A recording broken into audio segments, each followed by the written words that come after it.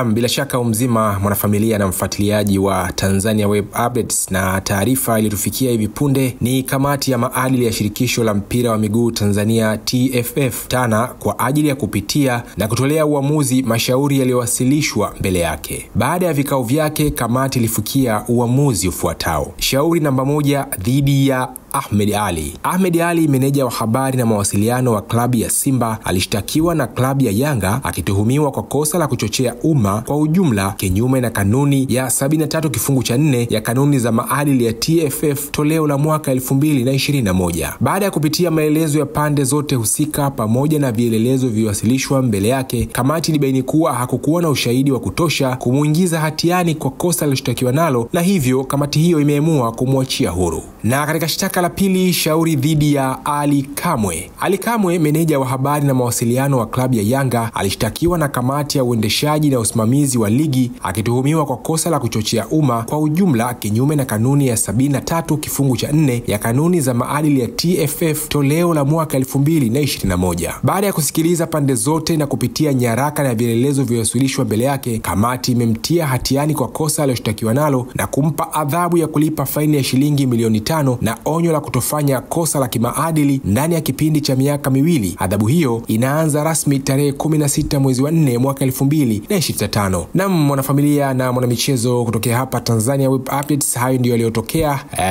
dhidi ya wasemaji wa vilabu hivyo vikongwe viwili nchini. Usiache kusubscribe, kushare, kulike na kucomment ili uwe wa kwanza kupata taarifa mbalimbali kutokea hapa, lakini pia tupe maoni yako kuhusiana na adhabu hizo za wawili wao.